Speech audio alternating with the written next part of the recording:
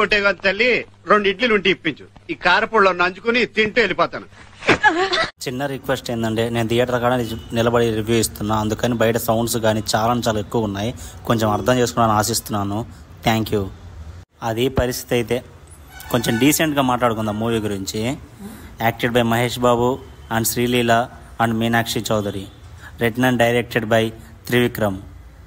Movie చూసి నాకేమనిపించిందంటే, నాకైతే నిజంగా త్రివిక్రమ్ గారే డైరెక్ట్ చేశారా అనిపించింది నాకైతే మూవీని అయితే మాత్రం. ఎందుకు ఇలా అన్నానో ఇన్డెప్త్ రివ్యూలో డీటెయిల్గా మాట్లాడుకుందాం. బేసిక్ స్టోరీలో ఏంటంటే, రవణగాడు అంటే మన హీరో చిన్నప్పుడు వాళ్ళ అమ్మ నాన్నలు విడిపోవడంతో వాళ్ళ మేనత దగ్గర పెరుగుతాడు. వాళ్ళ అమ్మ అంటే అప్పటి నుంచి ఇంకా చిన్నప్పటి నుంచి తనకు ద్వేషం పెంచుకుంటాడు. రాజకీయంగా తను ఎదగడానికి మన హీరో అడ్డం వస్తూ ఉంటాడు. తన ఒక అగ్రిమెంట్ చేసుకొని ప్రాబ్లం సాల్వ్ చేసుకుందాం అనుకుంటుంది. మన హీరో సంతానం కోసం ప్రయత్నిస్తున్నారు. లాస్ట్కి తల్లి కొడుకులు కలిసారా లేదా, ఏం జరిగింది ఏంటని తెలుసుకోవాలంటే మూవీ చూసేయాలి. ప్లస్ పాయింట్స్ మూవీలో చెప్పుకోవడానికి పెద్ద ప్లస్ పాయింట్స్ ఏం లేవు, అంతా డొల్లానే. మూవీలో అయితే మడతపెట్టే సాంగ్ అయితే కొంచెం పర్లేదు, బాగుంది. మన మహేష్ అన్న లుక్ కానీ, ఆ స్టైల్ డైలాగ్ డెలివరీ కానీ చాలా బాగా అనిపించింది. మళ్ళీ అన్న స్క్రీన్ ప్రెజెన్స్ కానీ, శ్రీలీల డ్యాన్స్ మాత్రం బాగుందని చెప్పాలి. లాస్ట్లో ఎమోషన్ కొంచెం అయితే వర్కౌట్ అయినట్టు అనిపించింది అంతే. మైనస్ పాయింట్స్ మూవీలో ఆల్మోస్ట్ మైనసే ఎక్కువ ఉందని చెప్పాలి. ఫస్ట్ 20-30 మినిట్స్ అయ్యేసరికి మూవీ మీద ఏదో లైట్గా రాడ్ దిగుతున్నట్టు ఫీలింగ్ కలుగుతుంది మనకి. మళ్ళీ మూవీలో 2 హీరోయిన్స్ వేస్టెడ్ అని చెప్పాలి. శ్రీలీల ముందే ట్రైలర్ వచ్చినప్పుడే నేను అర్థమైపోయింది తన డ్యాన్స్ కోసం దానికోసం ఉంచుకున్నారని చెప్పి. మళ్ళీ సేమ్ మీనాక్షి గారు పెద్ద ఇంపార్టెంట్ కూడా లేదు, తంది జస్ట్ ఉందంటే ఉంది, పెద్ద యూజ్ కూడా లేదు మూవీలో.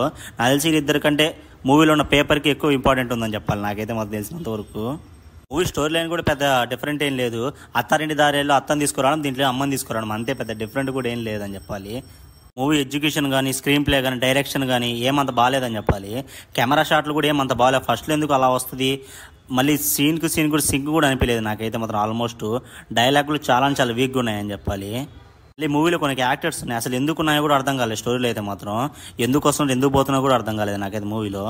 పర్ఫార్మెన్స్ గురించి మాట్లాడుకుంటే మన మహేష్ అన్న చాలా బాగా చేశారని చెప్పాలి. తను 100% ఇచ్చారని చెప్పాలి మూవీలో మాత్రం. మళ్ళీ శ్రీలీల ఉంది, జస్ట్ ఉందంటే ఉంది అంతే. మళ్ళీ మీనాక్షి కూడా జస్ట్ ఉందంటే ఉంది, వేస్టెడ్ అని చెప్పొచ్చు ఇద్దరిదే మాత్రం.